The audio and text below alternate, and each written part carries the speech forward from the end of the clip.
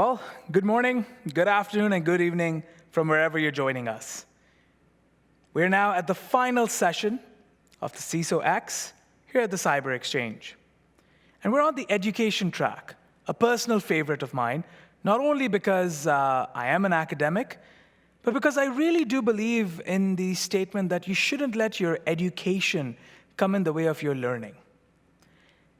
All of the CISOs that you met today, all of the senior executives that you engaged with on a variety of topics related to cybersecurity, if you had a moment with them or were able to get a personal exchange with them on siberXchange.ca and you asked them, did you go to school to become a CISO?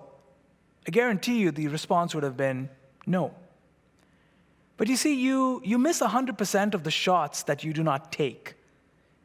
Today's session, we're going to learn a little bit about the opportunities, the shots, the challenges, the strengths, the situations that some very gifted individuals took to now find themselves as CISOs, not only of large organizations, but of independent consultancy firms, and also engaging in the process with other opportunities to create more opportunities for other CISOs. So for the next 60-odd minutes, we're going to go through those processes of what were those opportunities that make a CISO. My name, as you know, is Oliveira. I am the lead of the CyberXchange Advisory. I also work at Durham College. You're joining me from the beautiful St. Francis Center here in the town of Ajax, and I thank you, Mayor Sean Collier, and your team, as well as Maddie Raza and the team from CyberX for making this possible. As you all know, this is perhaps the world's only and first of its kind cybersecurity studio, and it's a great honor and privilege to be hosting sessions from here. This land belongs to the people of the Mississaugas of the Scugog Island First Nation, and is protected under the Williams Treaties. A lot of folks are fixated with titles, and I always remind them, the title doesn't honor you, you honor the title. The individuals that you're about to meet today are individuals of great honor, great humility, and I hope you will enjoy the learning exchange and the educational exchange I'm about to engage with them here on the CyberXchange. My guests today are not only accessible to you on siberXchange.ca, they're also individuals that you can connect with on a variety of forums. I'm going to go to each one of them and ask them a question through which they will introduce themselves. My first person, Abbas, joining us all the way from Melbourne, Australia, a true testament to the diversity of the cyberXchange.ca community. Abbas, tell us that one moment when you realized now's the time to move into accepting that role of being a CISO. You've held many roles in senior IT. What was that one moment when you said, it's now time for me to be a CISO? Your introduction, please. Thank you, Ali. That really reminds me a good story. So I have been a consultant for a number of years working for Big Four consulting firms. And in one such project, one of the CISO challenged me that, it's very easy for you to give advice and being a consultant. Have you been on the other side of the fence? Have you stepped in the shoes of a CISO and then realized what it is? I took that particular question as a challenge. I said, okay, I believe so. I have been a good consultant. Now let me try to be on the other side of the fence and prove myself that whatever I have been consulting and advising to my customer is really practical and pragmatic as well.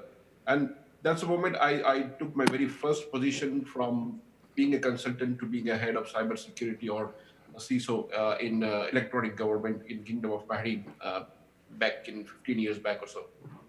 I like this aspect of the challenge, the C for chief, the C for challenge as well. I'm going to shift gears a little bit to our friends at EC Council and go to Heather. Because Heather, while you're not a CISO, you play a very instrumental role in shaping the careers of CISOs through the CISO Certification.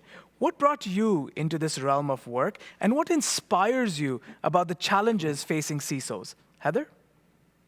Thank you. I'm definitely one of these things is not like the others. That's me tonight. What brought me into this is I had a passion and an interest in cybersecurity and privacy for quite a long time. And I was lucky and fortunate enough to work in an environment formerly with the provincial government in New Brunswick, where we saw the opportunity and we established CyberMB. And it was really Canada's first comprehensive cybersecurity program for the country. And I was fortunate enough to get into skills and workforce development. I'm also a professor here in Fredericton. And the whole skills and workforce piece and realizing what can be done to help mitigate that talent shortage, yep, and to protect our critical infrastructure and the country as a whole. It's critical. Yep. Comprehensive, challenging, two very strong words that we've heard from our first two introductions. And I'll take us now back to Toronto, where I'll engage with Oliveira and then go to Sarah. Oliveira, not only have you been at the lead of a pretty sizable organization in the face of very interesting times, but you've constantly been at the forefront of things. And more importantly, you've overcome a lot of barriers as a woman leader in cybersecurity. What brought you to this moment to become a CISO, and what inspires you with everything that you do on a daily basis? Oliveira, your introduction.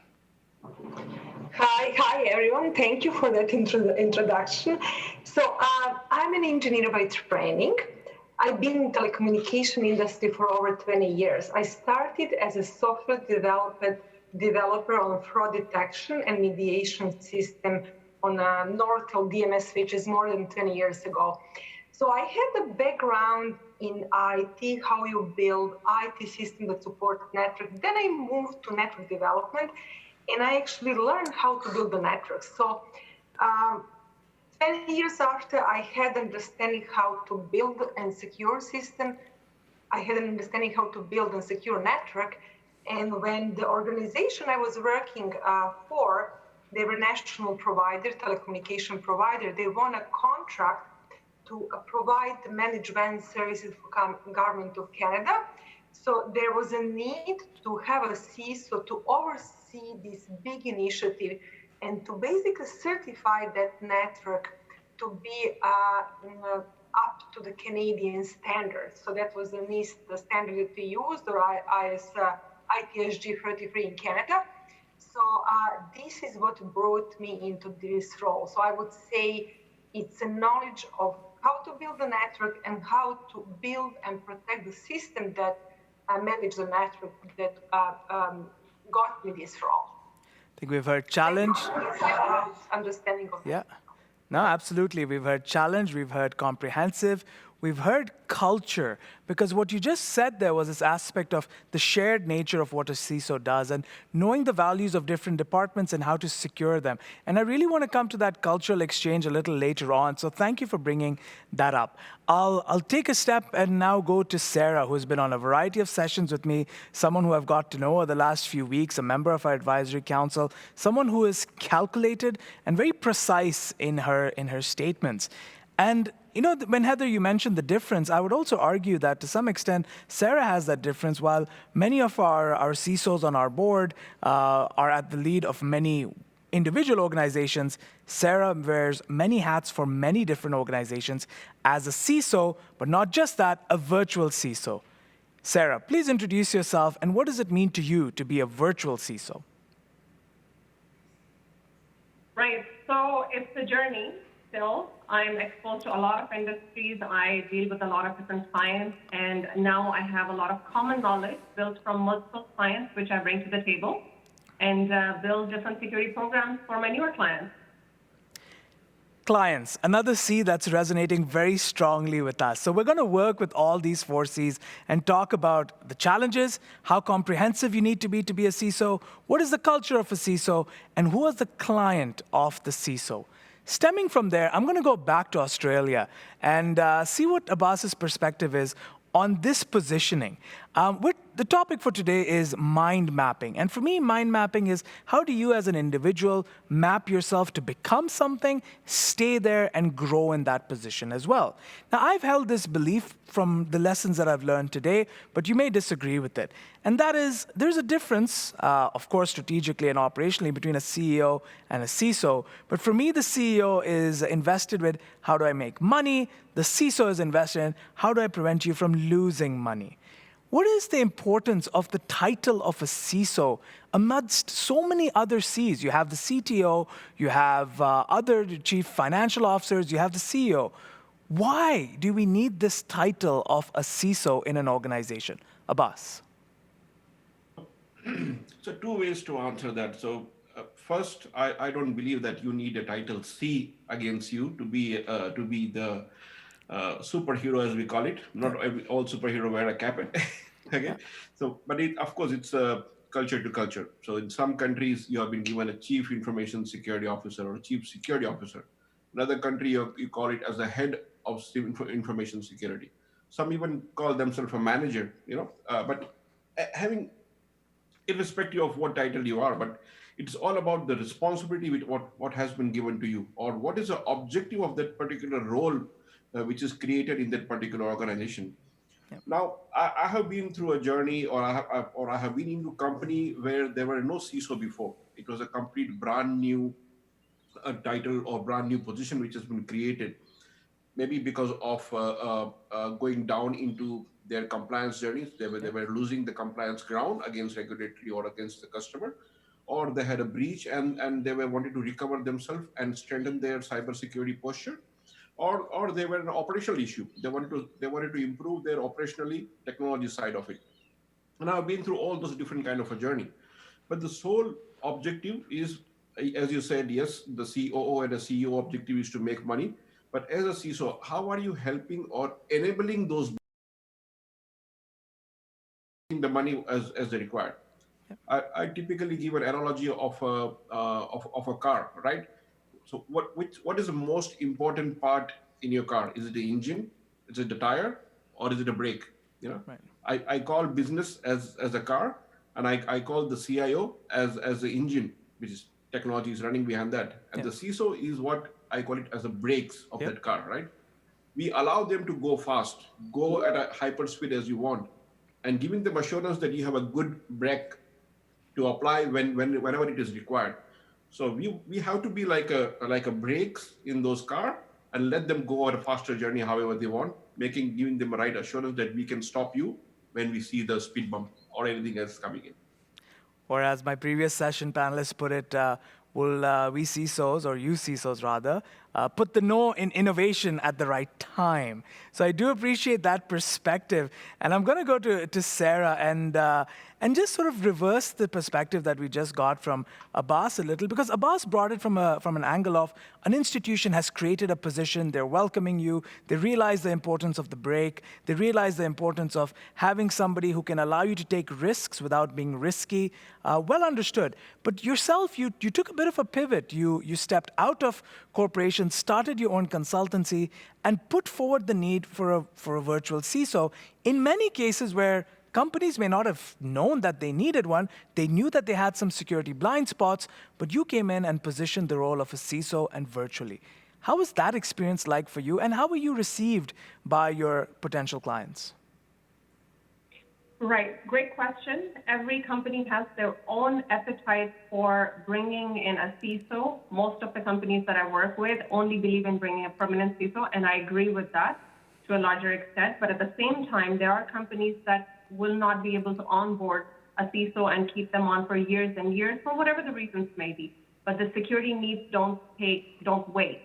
The security risk management doesn't wait. So if you provide this role as a service, it is very easy for companies to onboard you, bring you, and you hit the ground running because you've seen it many times in different environments, and you can become pivotal to the organization right away. But at the same time, you can create something bespoke, something certainly for that one particular customer to immediately address in terms of highest problem first, and you'll know how to do it. There's no ramp up time. There's no, let's take 6 months to get to know the culture. You basically are given a task, you take it on, you understand the business context, and you deliver. Stand and deliver. That's something that, if you haven't watched that movie, it's a true story on the teacher Jaime Escalante, and I recommend that you watch it. They talk about the concept of ganas. You've got to have the interest to deliver. And I really want to come back to that a little bit about what a CISO delivers on very shortly. And I'm going to posit that question to Oliveira. But Oliveira, before I come to you, if it's all right with you, I want to go back to EC Council, and then from their response, bring you back in. The term CISO, relatively new in the world of terms. Let's give it 10, 12 years in existence, maybe even more. But it's gained more currency over a period of time. EC Council has invested quite a lot of academic energy, planning, and thought around creating a certification for CISOs. Can you talk to us a little bit about why that has been of fundamental importance to EC Council? Absolutely. So for years, our members, those with our certifications, had been coming to us and asking us for a senior management type certification. So from that, we worked with a number of our subject matter experts, our CISOs, to delve into what this would look like and to come up with a program that really took people beyond the technical part, which they already have, and many of our CISOs have their CISSP. And we took it to the extent where we want to look at governance and risk management. So the policy and legal and compliance pieces, financial areas, strategic planning, project management, and even vendor management to bring a more holistic approach to this senior level executive that belongs in the C-suite. I know we've talked about they don't necessarily have to have that C with their title, but really to give them that fulsome knowledge body so that they can go in and they can be a part of the decision making and not thought to be just a technical resource, but someone who can build financial programs, build very robust protection programs for an organization, and be able to communicate to different parts of the organization and be able to talk to the board of directors and to be able to formulate good decisions. And, you're right, it is still fairly new. Yep. And I was rereading a CATA Alliance report that was done in 2019. And they were saying that only 50% of Canadian companies at that time had a CISO. And we're really recommending that this needs to change. It needs to increase. And they do have to be at that VP level. Yep. And even last week, Security Magazine had a feature out talking about now with COVID, how much more important it is for that CISO role. Yep. And how there was a move towards, leveling out spending and security, and how CISOs can reformulate that and really help to protect an organization. I think you raised very important points around the diversity of skill. And that's a perfect door with which to walk through and meet with Oliveira. Because Oliveira, you flagged that you had a technical training in programming and in engineering. But as a CISO now, you're also dealing with budgets, you're dealing with socioeconomic issues, you're dealing with legal issues, etc. How did you prepare yourself or prove to those around you that you had this skill set outside of what was written on paper, that you had an engineering or a programming degree of some sort? Oliveira? And you missed another very important domain, and that's politics. Yep. For me, politics is now everything. Journalism and politics more than anything else. So how do you prepare yourself for your job? You don't, actually, you can't. So actually, what I do, I every morning when I wake up, I read the Globe and Mail from the front page, from the last page. So to understand where we are going, what's the top issue, like Huawei is still like in the news on the front page on a daily basis. So basically, as I said, I am trained as an engineer, but right now, over the last 4 years, or 3.5 years that I've been in this job, this is more about politics, journalism, cybersecurity technologies, everything in one. I loved every single second I spent in this job because I have this curious mind and I want to understand what's going on and what do we need to do to actually solve these very complex issues. So the answer to your question is, I think we have to keep learning on a daily basis, and then it makes it much more easier. Like even discussions like this, like how do you prepare for a discussion like this? You don't. You just show up and talk about what you do. So basically, I think reading and having an open, curious mind. an open and curious mind. And I've always believed that the CISO position, it's kind of like you hire me for what I know, and you retain me for what we're going to learn together. The CISO area, much like, and you all know that my work is in AI and in cybersecurity, and there's no checkbox to our work. It's Sarah, your statement some while ago that checkbox security is something we need to distance ourselves from, but we do find ourselves in a black box. There's always something new. There's always something challenging. I want to start with Sarah. Is that in your position where you are a sole champion, a sole CISO, you have partners, etc. How important is it for a CISO to build allies around them? How important is it for a CISO to have other CISOs around them, not in a competitive framework, but in a collaborative framework? Sarah? Right. So one of the reasons why I personally promote a virtual CISO for a company that doesn't already have a resident CISO for many, many years is to basically leverage the talent that people bring. In a CISO's role, yes, you have the technology, the same vendors, the same products, but everybody brings their own human intelligence to the table. Absolutely. And build allies, not just within the industry, but within the company, and then basically assist the company build relationships with other companies similar to their profile. So there's a lot of, in my role, what I do is I do a lot of introductions between security leaders in companies. I'm not talking about CISOs, but people who are leading the technical work in security companies.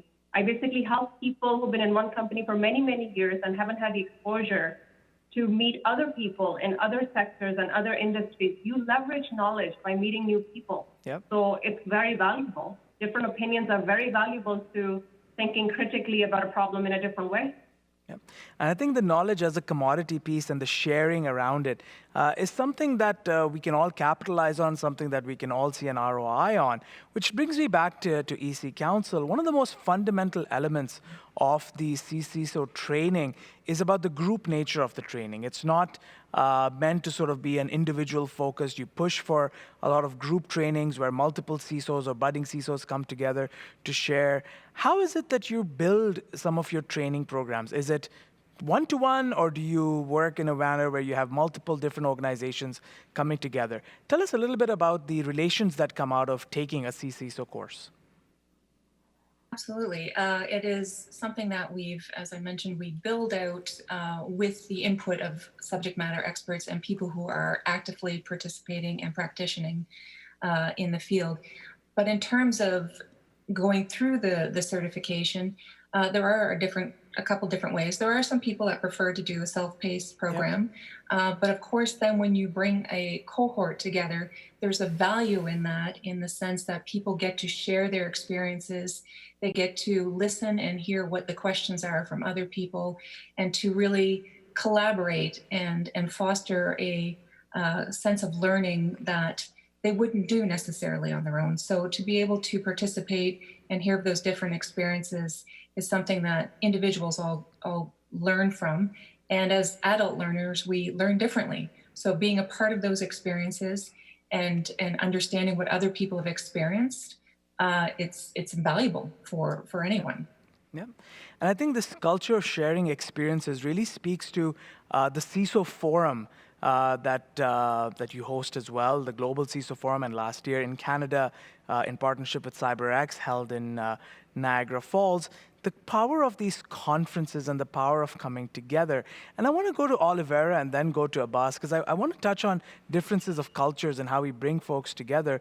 But Oliveira, as a CISO, the level of responsibility, especially on you at the front head of Huawei, as you've alluded to, being politically very intense and quite challenging, you still find for yourself the time to go to different conferences, the time to go to different events where you can speak and meet with folks. Why is it so important for you, and what is the one objective that you have as a CISO to go to these conferences? So actually, I like sharing my knowledge, and actually I really like inspiring younger people to go in this area, because I do believe that we have a shortage of talent in cybersecurity. And I personally find this area to be very interesting, because there is no same day in office. You always learn something new. And I want to tell the people about these challenges and about the love I have for this job. Despite all these difficult circumstances, I still love what I do. And I think lots of people with a similar mindset can find inspiration in these discussions. And it's not that just I attend the conferences. I've been approached by the many people on LinkedIn that are asking for advice. They're asking me to mentor them. And I enjoy doing that. I really enjoy doing that. And I always give them my best advice based on experiences and based what I've been through. It gives me a lot of joy. So I have to tell you, it really gives me a lot of joy. And especially it gives me a lot of joy if I'm able to connect them to the people who may need somebody with their skills and to build a community. So actually, I really find it to be very rewarding. You know, and I couldn't agree with you further, because when we were at the CISO Forum in Niagara Falls, and I applaud siberX and EC Council for doing this, a select cohort of the tickets were made available at no cost to students. And our team from Durham College was chosen as the student team to come out to support the event. I mean, they had a great experience in Niagara Falls, but I think that ability to bring young minds into the C-suite conversations, that step is very important, especially as you encourage them to move forward. But Abbas, you know, all good and dandy that these forums for CISOs allow them to share their learnings, to learn from fellow CISOs, but there's also an element of vendor management in this. And often, having sat in the shoes or worn the shoes of vendors before, when we look at a CISO, the CISO is the person that you go to say, hey, this is my product or this is my service. The CISO is conversed as someone that you sell to.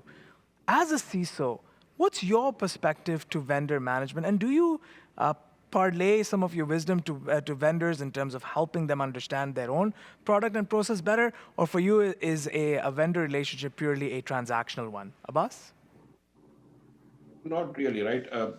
Cybersecurity or information security is a team sports, as we call it, right? We need vendors and we need technology to protect our business. So we get bombarded by hundreds of vendors when you go and visit this kind of a conference, and there is a whole mailer, as we call it, or the fair of vendors on the floor. Yes. And as soon as you pass, they'll scan your tag or ask you for a drop your business card. And what happens is you will start receiving 10, 20 emails on a daily basis. So thank you for visiting us, and we need this. But the one suggestion which I always give to vendors, that, okay, I visited you just to understand what new is you have in the technology. I don't need a new shiny firewall, I already have it. But what additional value you can bring it. And many times, a lot of startup companies approach you that, can you be our mentor or can you guide us in shaping our product so we can go to the market, Yeah. So that's where I also invest a lot of my time to be executive advisor for a lot of the startup company. Big company have the budget, they have the technology and everything. But I want to work with them so that they can shape up a product which is really adding value to the organizations or to the CISO work. That's where the partnership comes into picture. Help them in shaping the product, or give them a constructive feedback that this is not what I'm looking for during this time, or these features are missing, or maybe it could be on the pricing front or any other. So you need to work along with them in the space, rather than just saying that, sorry, I don't need anything from you from now. That's where you learn. They have the better research capability. They come up with a lot of new ideas and new features, which you wanted, but you never know that it's already available in the market. So they can fill that gap for you as well. Thank you, Abbas. And I think it's a couple of fundamental points there while I give you folks a little bit of a breather. Number one is, I think it's important, Mark Dillon, who is the Vice President of Information Technology at Waterloo Hydro, and will be joining me on a session tomorrow on securing transit. When it comes to vendor management, he often says that, remember, Ali, that the person on the other side of the phone or the keyboard is also human, just as you. And you can share with them, and if you do need to politely decline, there are mechanisms and ways to do it. And I appreciate you for highlighting that point for two reasons. Number one is you mentioned a lot of youngsters who are starting security firms and starting security startups, which we'll talk about a little later on. But you also mentioned the piece that, on siberXchange.ca, there are product specialists. There are young individuals who are getting into the world of selling security solutions. And I'll repeat this again, and I know I've said this before, is don't sell me something new, sell me something of value, and know how to articulate that value. So thank you, Abbas, for mentoring me through my own progress, but also repeating that message. So I really appreciate that. Heather, I want to tap into something else that Abbas said, which is, as a CISO, how am I keeping up to date with all of the different technologies that are out there? And the Certified CISO course and the qualification has about 8 modules on digital transformation, from blockchain to software as a service. Can you tell us a little bit about how are you keeping your curriculum up to date with the rapid pace of transformation and the rapid knowledge base that is growing on a daily basis for CISOs to be consuming? Heather? Yeah, absolutely. You're right. It's changing almost, minute by minute. So that's where our advisory council for each of our certifications comes in. Not only are we working very closely with those individuals to hear what they're seeing, what they're hearing, what they want to see, and we're continually researching. We have a very large contingent that is very focused on making sure that we're updating and adding the most current information that's applicable. And it's a constant thing that we're doing, and we rely very heavily on those relationships and partnerships with our subject matter experts. And I will maintain that. Go ahead, Abbas. If you allow me. Yeah. So if you don't know, I'm one of the advisory board member for EC Council in Asia. Yeah. And as we speak, I'm just reviewing their latest white paper, which is going to be released soon. And it's called Guidebook for CISO during COVID-19. I'm one of the reviewer for that. So I give those kind of feedback to them that this is outdated, or this you should add this area and things like that. So I agree with Heather. So advisory board member being there in those certification program really helps them in keeping up to date what they are teaching, because I have a separate other role as well. Yeah. In university where I teach part-time. It's the same objective. I go there as well.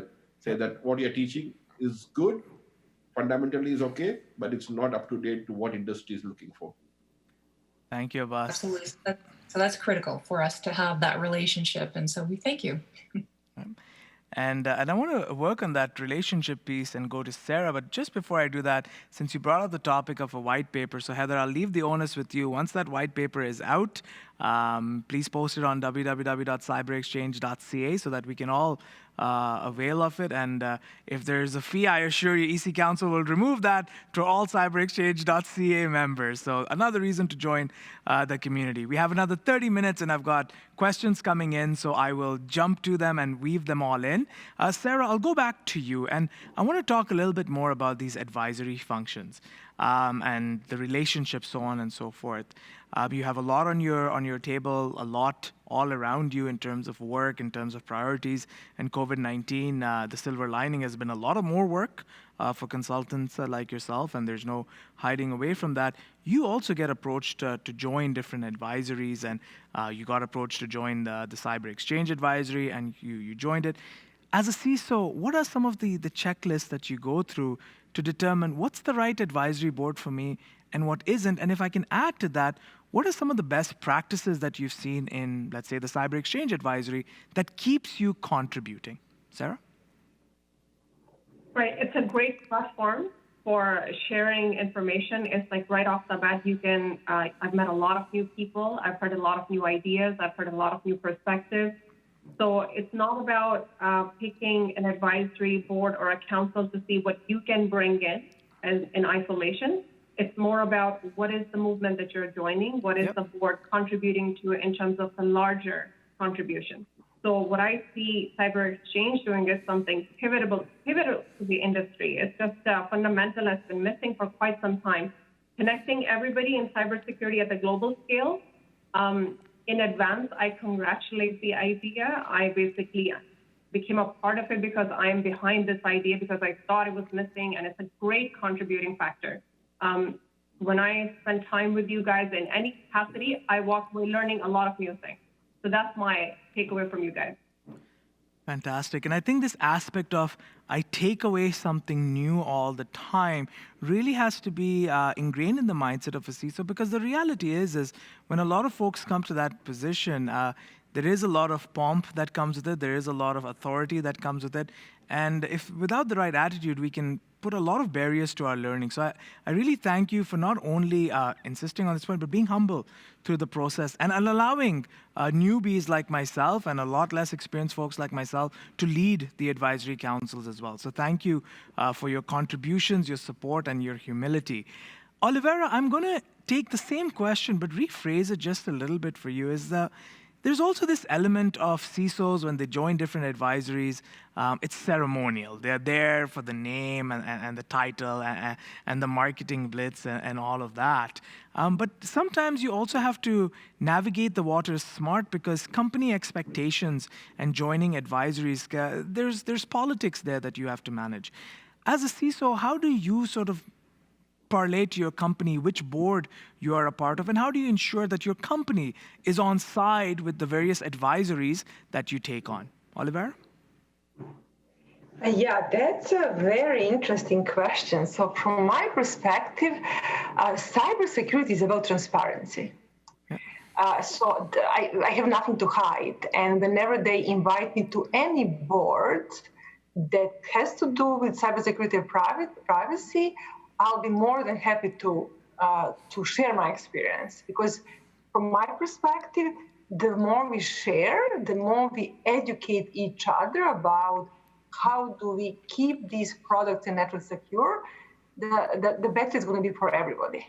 Yeah. So to wrap up my answer, I think it's about openness and transparency and sharing the knowledge and even sharing the threats to be able to learn from each other. So I'm actually right now accepting all the requests to speak and to sit on advisory boards. I'm not picking and choosing. Yeah, no, and I think it's really important for folks to realize that the weight of responsibility you wear as CISOs representing an organization, the relationships that you maintain imply certain friendships, imply certain networks, and you have to own it, and you have to be able to talk about it. So I think you've really underscored an important point, is that you need to know who you let into your circle, and you need to know which circles you get into, and ask the right questions, know which questions to ask, and which questions not to ask. So thank you for bringing that up. There are a couple of questions which, if we can get to, we'll come back to. I'm going to again transport us back to our friends at EC Council that have recently set up a strong presence here in Canada. Congratulations on all of your setups. I know that amidst the pandemic, you were still able to make this happen, and you've built great partnerships. So I thank you for your fortitude and the work that you've been doing. Once a CISO, never a CISO. And what I mean by that is that just because you know what it means to be a CISO today, it doesn't mean that you know what it means to be a CISO tomorrow. The landscape's changing. I know that you've mentioned that you keep your curriculum current. How do you ensure that a CISO is being true to the CISO certification? I know the CPE credits come in, but every organization has a different philosophy around CPEs. Can you talk to us a little bit about what the CPEs are, and how does that factor into ensuring that your graduates maintain a relationship with the practice? Yeah, absolutely. They are required on a yearly basis to participate in a variety of different activities for their continuing education. Some of it involves conferences, some of it involves participating in boards, additional training, evaluating papers, speaking at conferences. There's a variety of different things, and all of those things, whether, it's not all of one, it's a combination of things. All of those things bring different experiences to the people and keep them active in learning about their trade and profession and what's most current. So they have to prove that it's an important part of that process for any professional to have their continuing education as part of that. And I recently wrote a piece on continuing education and the importance of it and investing in your career. And it is a part of investing in your career and what you can bring to your organization. So it's extremely important to continue with those education units for sure.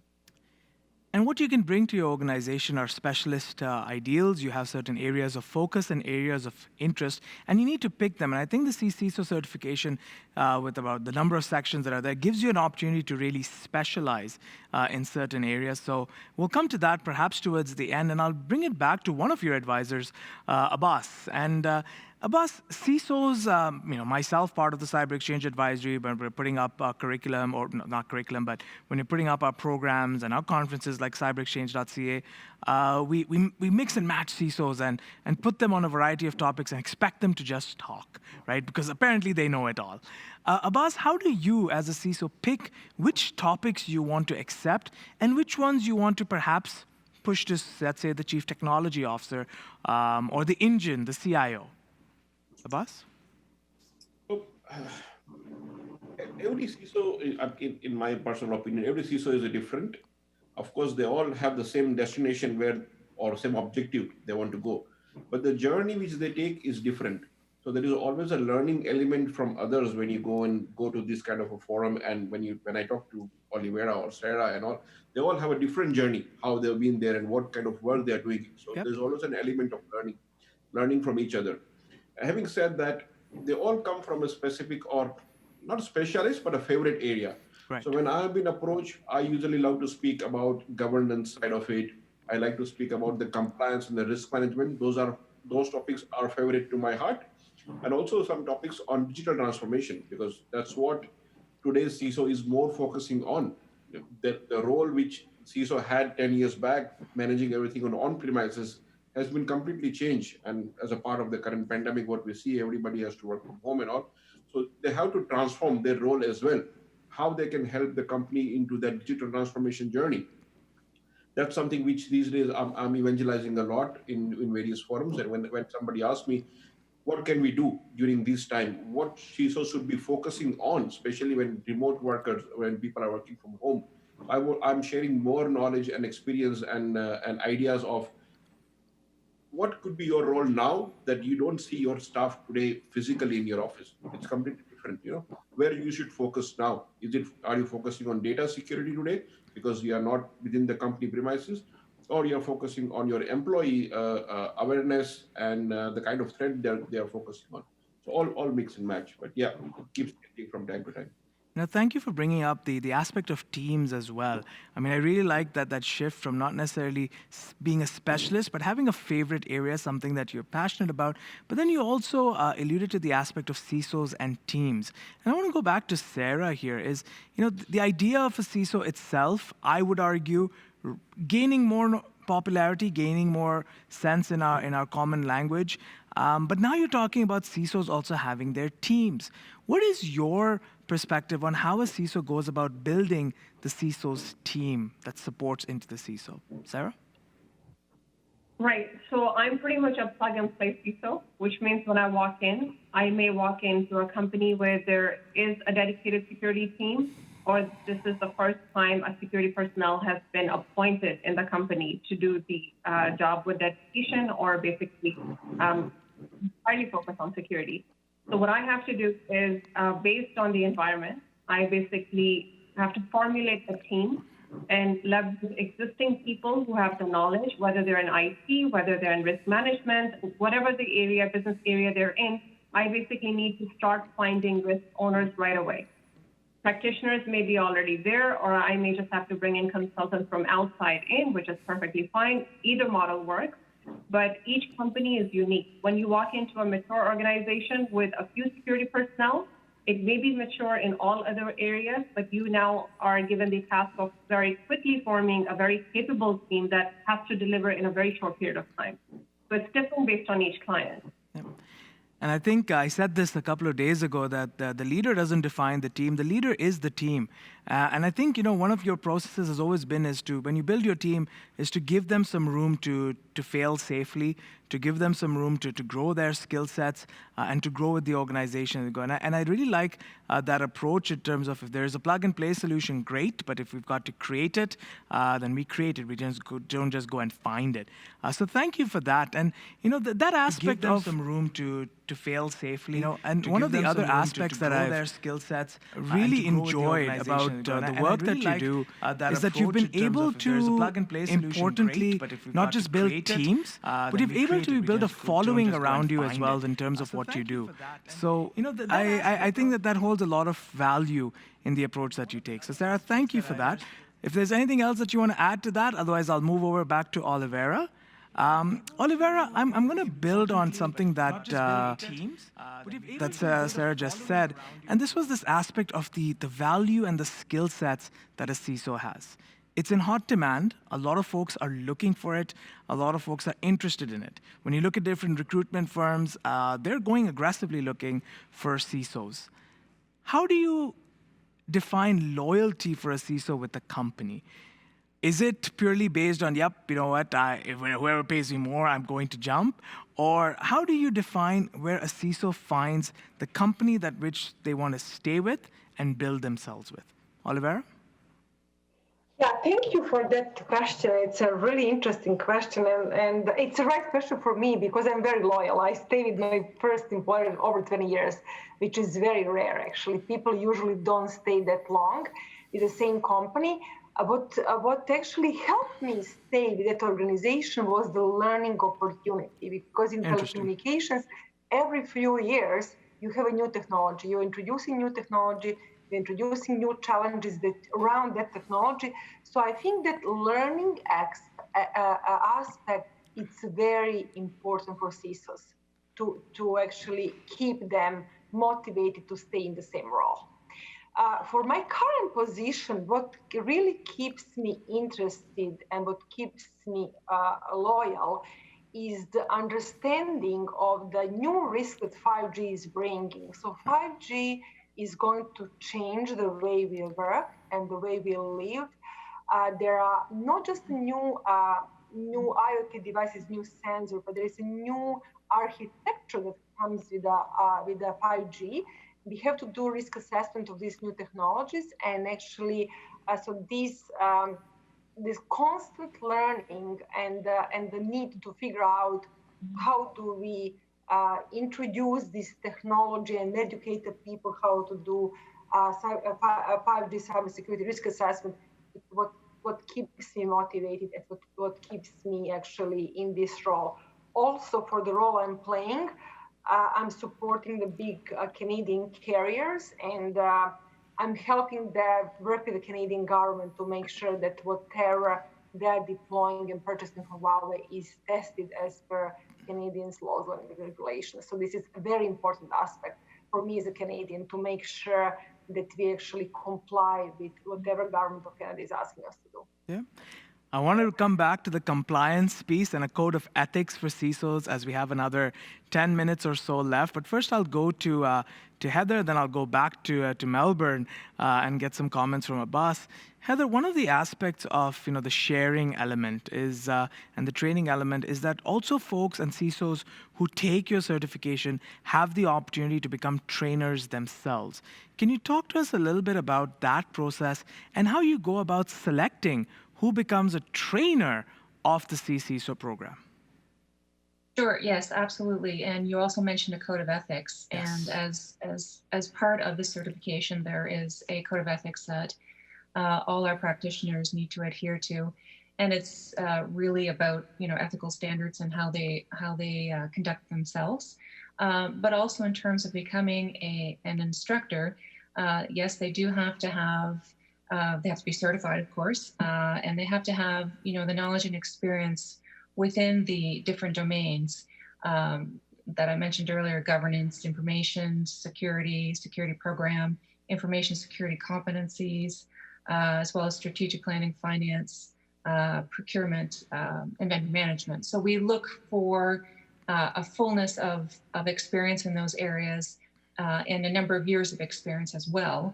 As a CISO to be able to bring that forward to become a certified instructor with us. Yep. And the process of becoming a certified instructor, there's a mechanism to go through that. But then I want to elaborate a little bit more on the code of ethics and perhaps bring in a slightly sensitive perspective in terms of the mind mapping world of a CISO. And Abbas, I'll come to you and I'll give you a bit of a narrative around it. And that is, with great power comes great responsibility. But when it comes to the world of security and hacking and data breaches, people are a fundamental factor in it. And it's very easy to sort of hit someone with some authority to get information from them. As a CISO, you obviously get offers, you get approached by different organizations. How do you maintain that A, you're maintaining transparency with your organization, and B, how do you make it clear to those around you that you have a code of ethics that you follow? What are some things that you simply do not engage in as a CISO and will not ever? Abbas? Sure. Ours is, as you said, great power comes with great responsibility. I really love that particular quote. And being a CISO, you should have your own ethical boundaries, what you should engage in, what you should not engage with. Yeah. And you being into security, you have access to a lot of information, which is a really value to that particular organization. And we have seen a number of cases, especially when a disgruntled employee, when somebody is leaving, they take the data along with them. So CISO is not, he's also a human, right? So if being ill-treated, we have seen examples where security analysts and security team, or could be a senior person being involved in taking the data along with them when they're leaving the company. Yep. So, but it is, when they give you a responsibility to be that particular watchguard or to be the guardian of that particular data, right? It is your responsibility that you live upon it. If the company's is been breached or been compromised or been hacked, they will recover their name. But if you are working there as a CISO, you have a bigger dent that will follow for your entire life. Yep. And we have seen a number of examples in past, right? When the CISO has been fired because of an organization being breached where he was working, yep, he was not successful in getting another job for his entire life. He may turn into a different career itself, So it really comes from that angle as well, that you have to stand by to your code of ethics, to your culture and the values which you have, and the responsibility which you have been given in that area. And I want to take the same perspective and very gently bring Oliveira into the conversation, because she's well in the heat of the political forces that go around different organizations, so on and so forth. And less about the political, but as an individual, as a CISO, the burden of responsibility. And I say this because a concurrent theme across CyberXchange has been this aspect of mental health and mental balance. In fact, at the first CyberXchange, we had a session on mental wellness for CISOs. Oliveira, what are some of those practices that you do to just keep yourself grounded, keep yourself calm, and more importantly, take care of yourself amidst all of the stress and burden that you have of really maintaining the security forces of an organization? Oliveira? So it's all about work-life balance. Yes, work is demanding. It can be stressful, but it's just work. You have a life after work. And actually, I'm very active. I swim. I'm a long-distance swimmer. I sing. I take singing lessons, so that's a great stress relief too. So I'm trying to diversify and to have some joy in my life while doing the work. So I think that helps a lot, especially exercising. Yeah, and I think it's important that the human side of the CISO needs to come forward. And I remember, Heather, as I bring you into the conversation, when we attended the CISO Forum last year, believe it or not, August 21st in Niagara Falls, the team at siberX, along with another company, I think Buceron Security, brought out therapy dogs. And it was very interesting to see that with those therapy dogs, just the conversations that happened. Not only was, of course, the therapy dogs were nice to engage with and take pictures of, but the conversations that happened there. And I think it's important that we recognize the need to recognize the humanity in each other. Now, we have about 6 or 7 more minutes, and I want to go to one slightly a lighter piece of conversation, and I want to get into the psyche of a CISO. And EC Council has been instrumental in the CISO Awards. What's the importance of having such awards, and what value do you think, as EC Council, these awards and the competitive element around it brings to the world of CISOs? Well, I think it's like like anything else. We just talk about the human aspect of it, and for an organization to recognize someone for their excellence, for their dedication to their profession. I think these are all things that are extremely important for the not only for the profession, but for the person to be recognized for what they've accomplished, and to be recognized by peers and in front of peers. It sets a tone for, again, what you've achieved, what others can achieve. And it's about a community of really showcasing what CISOs are about and encouraging others to show their best and to put their best forward, and to, as it was talked about earlier, mentoring. I think all these things come into play when you're recognizing CISOs, and the awards recognize all those things. And again, building on this aspect of recognition, Abbas, I know that behind you there are quite a few trophies and awards that you have received. These awards and these trophies, how has it allowed you to also further some of the engagements around cybersecurity for you? Your students, how have they reacted to you, given the quote-unquote celebrity status you sort of have in the world of security? Abbas? I would say these are the testimony of your hard work, which you have done something unique in every organization, right? Because it's not been given to anyone and everyone. There is selection criteria. You need to apply for that award and showcase what you have done differently. I mean, everybody implements 27001 certification as an example, but what differently you did and what change you got into that particular organization where you have been working on a certain project or a certain initiative, and what difference did you make in that? So you create that story out of it, and that story has been shared with the world. When you earn this kind of a accolade, you have an opportunity to go and share with other peers among you, among the CISO community, or among the upcoming budding CISOs or students, that this is what have been done differently. Right. Everyone implements SIM as a solution, but what additional things you got into that? Have you implemented some automations in terms of a runbook or a playbook using of AI and ML within your SIM solution? What different did you got it? And that's what it has been recognized as something differently you've done it, and that's what you get these different accolades or award, in my opinion. And the recognition is not just that CISOs are seeking recognition for themselves.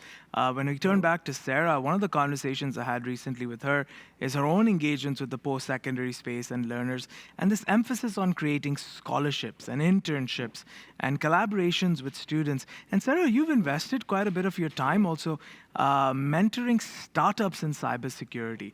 For a CISO's perspective, why has what value has that been to the work that you're doing? So when you work with a startup company, when they approach you, they are prepared with a few questions from strategy perspective, technical perspective to do with cybersecurity. But the interaction is such that you are faced with a team full of innovation, people who are building something that doesn't already exist. Yeah. So you're already on a new plane. It's a completely new learning experience. So what you bring to the table is very small in comparison to what you take from the whole experience. So anytime I would recommend it to any CISO, really, if they engage you as a startup company to say, please come help us out, you're going to get more out of it than they're going to get out of your contribution. Contributions ultimately define us, and I can see Abbas also seconding what you're saying, and I know Oliveira would agree with us as well, because I want to take that contribution part, the recognition part, and come back to Oliveira. We have about 2 minutes, and Oliveira, the last time we met was I've said this many times, in BC before Corona. We met at Canadian Women in Cyber, and I particularly remember you when Dr. Ann Kavukian received her Lifetime Achievement Award, and you stood up and you clapped, so on and so forth. As a CISO, it was very clear to me that mentors, even at your stage of your career, mentors for you are also very, very important. Who is one person that you look up to in the world of CISOs or the world of security and continue to look up to as you move forward? Actually, thank you for that question. It's a very interesting question, and you're only giving me 2 minutes. I'll try to be short. So it's very hard to find a mentor for the women in cybersecurity because there are not that many women in cybersecurity. And I think my advice would be try to reach out of your comfort zone. Try to try to look for the mentor who is not even in cybersecurity, and also try to be your own mentor. When it comes to the question, who is somebody I look up to in cybersecurity space, I've been thinking about that a lot, and I'd like to say that from my perspective, these ladies that are working for the Canadian peacekeepers who are traveling outside of the Canada, maintaining the peace and security, leaving their families and young kids behind. I think they are my heroes when it comes to people doing the work in cybersecurity, because we have to make this cyberspace safe, and it's not just limited to Canada. It's basically international. Absolutely. So I would say they are heroes. Thank you. And as any good CISO does, you've taken less than your allotted time and allowed me to allow our other panelists to throw in their mentor in cybersecurity. Heather, I'll start off with you. One person that has influenced your journey in cybersecurity. Oh, dear. I don't know if there's just one person, because I've been influenced by so many different people over the years, from a different perspectives, from educators to practitioners.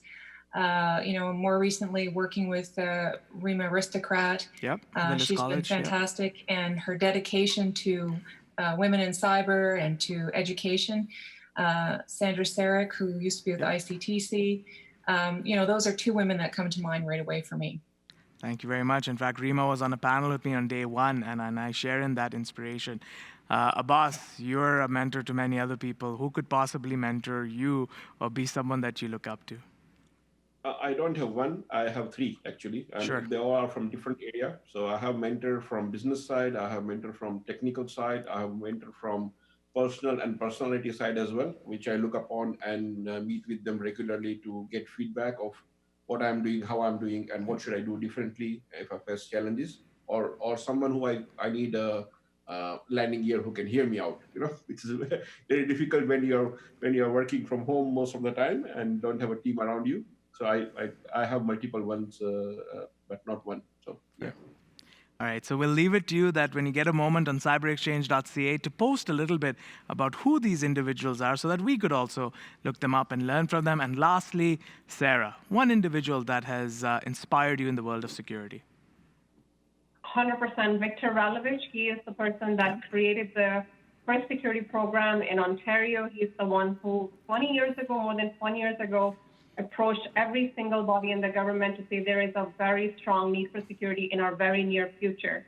And he was the person who created the security program at Sheridan College. It's the first program that people were doing undergrads in and specializing in security. Thank you very much. And with that, I'm about to conclude. But before I thank you, I do want to let our audience know that for me, this education track has been not just fascinating, but very revealing. I'll sum it up for you by saying this. As an academic myself and a teacher, if you will, I don't know if my students would agree, but whatever, that's the title I wear. The one thing I will say is that when a teacher first starts, they'll often seek validation by saying, how am I doing? But with experience and after a period of time, they'll say, how are the children doing and how are the students doing? The CISO is that person.